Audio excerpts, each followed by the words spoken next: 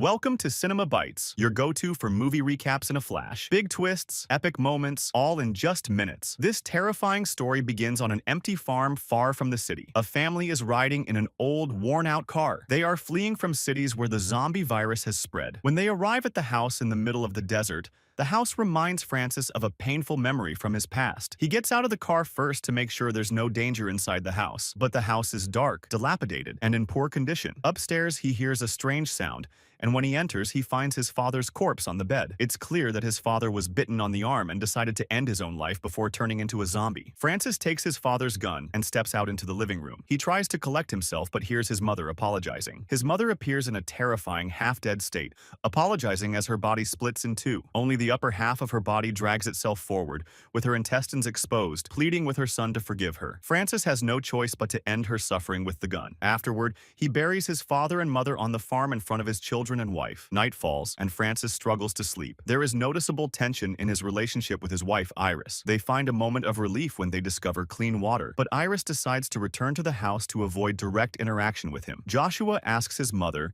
if they will bring their belongings inside, but she tells him to leave the first aid kit in the kitchen so it will be within reach in case of emergencies. Alone, she lights a cigarette. Francis approaches, trying to talk to her, but it's an awkward moment. Joshua suggests they check out a nearby storage shed to see if there's anything useful. Lucas, their younger son, is scared of encountering zombies and is terrified. Francis reassures him and promises to return quickly, telling him to stay with his wife. Joshua notices the watch on his father's wrist, the one that belonged to Joshua's grandfather. Armed with their only gun, they enter the shed. Francis calls out to the person who works there, but there's no response. Joshua finds a lantern, and they try to open the chicken coop. When the boy looks up, he sees the worker hanging from the ceiling. He, too, had decided to end his life in his own way, but they notice that the keys they need are hanging from the corpse's pants. Francis forces his son to retrieve the keys. The boy is scared but approaches the corpse to get the keys, but the body falls on top of him. His father decides to let him handle the situation on his own. The boy manages to grab the keys, but he is terrified. He wipes every spot the corpse touched him. Francis gives his son Lucas a sugarcane and tells him to chew on it. The boy is amazed by its taste, but his wife is visibly upset. She asks Francis to come with her for a moment, and they step aside. She tells him she feels the shed is tied to the roots of his current trauma. Francis clearly feels uneasy and has difficulty focusing. His wife tries to help him, but he pulls away at the first opportunity. In the basement, they find drawings on the wreckage that reveal Francis had been abused by his father. At night, they all sit down to eat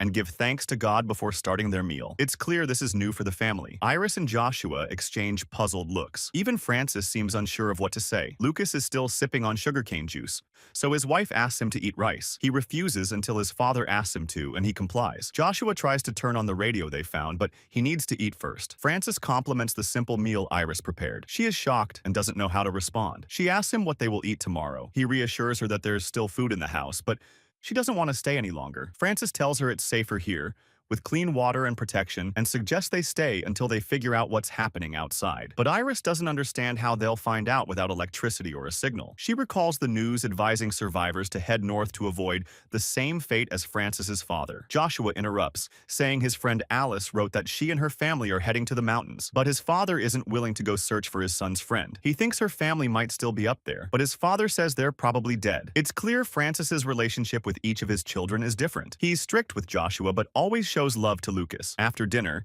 Joshua sits outside looking at pictures of his friend until his phone dies. Francis watches him from inside, and his wife comes to criticize him for being harsh on their eldest son. At night, Francis is tormented by nightmares from his childhood. He has visions of his father locking him in the basement while he cries, begging him to stop. Iris senses his distress, manages to wake him, and offers him comfort during this difficult time. The next day, they agree the place is safe, but Iris insists they still need to leave. She tells him he's reliving these painful memories at night, and she doesn't want him to experience them again. Suddenly, he changes the subject, saying they're both responsible for the collapse of their marriage. In the end, he agrees to her plan to leave, and they decide to head north to find the mountain where Alice's family is hiding. Joshua says that Uncle Diego had the same idea, but Francis is surprised and asks him about it. His son explains that Diego had spoken to his mother before they left the city. Before leaving the city, Iris falls silent. Francis says he's not surprised. She explains that Diego just wanted to check on them and that she had contacted him because Francis wasn't answering her calls. This shocks Francis, and he speeds up the car until they reach a bridge filled with corpses. He stops the car. Francis says there's no way to cross, but His wife suggests they could move some obstacles to get through. He warns her that if the bridge is blocked, there must be a reason. As he's about to turn back, Iris gets out of the car to inspect the area herself. She walks among the abandoned cars and corpses, but when she tries to move the fence, a zombie suddenly stirs, groaning and asking for her permission. The horrifying creature moves toward her, and her husband jumps out of the car to save her. His shot causes the zombie to fall, but also alerts other zombies. Their children begin honking the car horn to warn them. The noise attracts more zombies, and they start surrounding the car. The children are terrified, calling out to their parents. But with one shot, Francis draws the zombies toward himself. Iris returns to her children, but Francis runs out of bullets. When he sees a grenade on the ground, he grabs it and uses it to escape just in time. The family begins walking back to Francis's childhood home. When they arrive, Iris reflects that they've tried this idea before. She walks away. In the morning, Francis quietly leaves to return to the bridge and try to retrieve the car. Meanwhile, Iris tidies up the house and watches her children playing. When he returns, he lies and says the car is unusable. Francis heads to the basement with gasoline, determined to start the generator, even with the painful memories that suffocate him. He finally managed to turn on the generator and now had a house with electricity and air conditioning. His wife was still unhappy. She warned him he was wasting fuel on this. He replied that he would only use the generator for special occasions. They managed to enjoy a rare moment together, something a little different. Iris tried to savor the happiness of her family, but she herself was on the verge of breaking down. Francis turned on the TV and began watching their wedding video. In it, Iris appeared anxious in every shot, smiling deeply in contrast to the bitterness she had slowly grown into. He moved closer to her and tried to seduce her, and together they succeeded in easing the long-standing tension between them. Meanwhile, Joshua, after charging his phone, was scrolling through pictures of his girlfriend. His younger brother came in, afraid of being alone. When Joshua yelled at him to leave, he reconsidered and allowed him to stay. Together, they looked at things and searched through family photos. Lucas noticed that Joshua resembled their uncle Diego. When they saw an old picture of their father, they noticed he had the same sad look in his eyes that their mother now had. Lucas said he felt like their mother was tired of him because all he saw from her was anger. Joshua tried to reassure him, saying that when people are upset, they take out their anger on those around them. Lucas then said maybe that's why their father was harsh with Joshua. His brother was shocked and recalled that their relationship had been tense even before all this started. Lucas said he hoped his parents would stop being upset and promised that they would be okay soon because they loved each other. In the morning, Iris told Francis he looked like a farmer, as if he were adapting to rural life. Francis admitted that all the problems in their marriage were his fault. He regretted all the pain he had caused her and admitted they wouldn't be able to return to their old life. He reflected on how all the previous worries disappeared when the pandemic began, and that he believed they had been given a second chance to come back together. When they went down for breakfast, their children noticed a change in their father's attitude. He had become more affectionate and offered them fried eggs. But when he went to get the eggs from the coop, he discovered that a dog had eaten the chickens. Francis tried to chase the dog away, but it bit his hand before running off. Iris, who had nursing skills, treated his wound, but the tension returned between them. Later, we see Joshua standing in the middle of the street, trying to pick up a signal on the radio. He managed to catch part of a message about a camp and called out to his parents. Anxiously, Francis said Joshua might have misheard and asked his wife and son to verify the information while he checked something else. At dinner, Iris couldn't stop thinking about the possibility that they were close to the camp's signal. She suggested they search for the car to see if it would start. Francis, skeptical, asked how they would cross the blocked bridge and reminded her they needed another route and a working car to travel hundreds of miles toward an unknown camp. Iris insisted it was worth trying and said they might find a doctor to help with things like the dog bite. Francis asked her if she really understood what was happening outside and reminded her of the danger at the bridge and what had happened to Lucas's schoolmates. She became upset and told him not to talk about that in front of the children so as not to scare them further. Lucas, still young, just wanted to live. At that moment, she felt the need to end the conversation and walked away, upset. In another scene, we see Francis working on the veranda when Joshua came and asked if they could turn on the generator, listen to music, or even try to pick up a signal. His father explained that the record player didn't have a radio, but Joshua insisted and asked what was happening outside. Francis reminded him of what he had done to save him and his younger brother, then challenged him, asking if he was ready to do the same for them. Joshua replied firmly that he would, so Francis took him outside, set up a target, and handed him the gun. The boy held it with trembling hands. After a moment of hesitation, he fired the shot. The sound startled Iris and Lucas, and painful memories flooded Francis. When he composed himself, he gave his son more specific instructions on how to handle the weapon. Iris arrived quickly and asked what was happening, noticing that he was pressuring their son too much. But under the pressure, the boy hit the target and then broke down crying. The sound attracted the first zombie, who began murmuring its final prayers. It was soon joined by many others from its congregation. The zombies started moving toward the family, and the group decided to retreat into the house. With no more bullets to defend themselves, they had no choice but to flee. They managed to take shelter inside the house, and the zombies stood outside, repeating the last words they had spoken in life. Suddenly, the zombies turned their attention to the locked door, causing Francis to collapse in despair, convinced he had condemned his family to a brutal fate. When the zombies began breaking down the door, the family prepared for the end. They heard the sound of car horns from the street and the noise of a crash that distracted the zombies toward a mysterious car. By morning, parts of the house were damaged. Francis went outside to assess the damage. The chicken coop was destroyed and the eggs were broken. Iris approached him and asked what they would do now. Later, we see Francis arriving at a watermill and finding his brother Diego, the owner of the car that had saved them. Diego said his wife, Hannah, had been bitten and fell silent when the topic of his son came up. Francis asked why he had come, and Diego replied that he was heading north but wanted to say goodbye to their parents. When Francis told him they were dead, Diego accepted the news and said he hadn't expected to return home anyway. He said the house was doomed and asked how long they could survive on the farm. But Francis insisted he and his family were fine. Without protest, Diego apologized for the past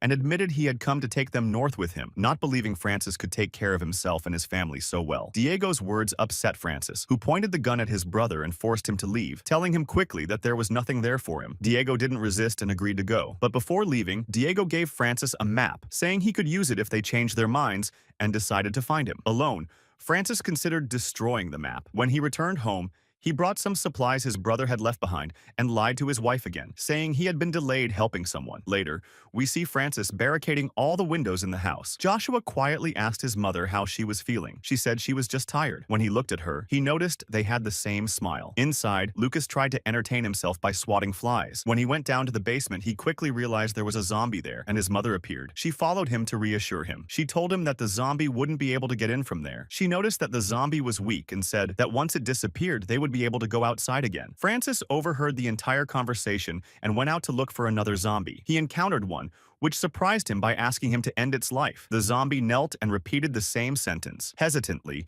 Francis raised the scythe and granted its wish. Afterward, he returned with the bloodied weapon, soaked his shirt, and called out to his wife, holding the severed head, proud that he had to kill the fast zombie that almost bit him. This scene frightened the children, and their reaction angered Iris, who demanded that Francis control himself. But he warned her that there were many zombies nearby and that it was very dangerous outside. He insisted that no one should think about leaving the house. Later in their ordeal, it was revealed that Francis hadn't destroyed the map. In fact, he had hidden it to prevent his family from considering leaving the house. A while later, he gathered the whole family and surprised them with a decorated Christmas tree to distract them from the grim reality outside. However, Iris began to feel uneasy again. Francis continued to act as if they were living a normal life, ignoring the fact that the world outside was falling apart. Lucas, with the innocence of a child, asked for a bicycle for Christmas. When it was Joshua's turn, he said he wanted a map. Iris, surprised, asked him why he wanted a map, and Joshua told her to ask Francis. He revealed that he had found a map in his father's room. Francis pretended not to understand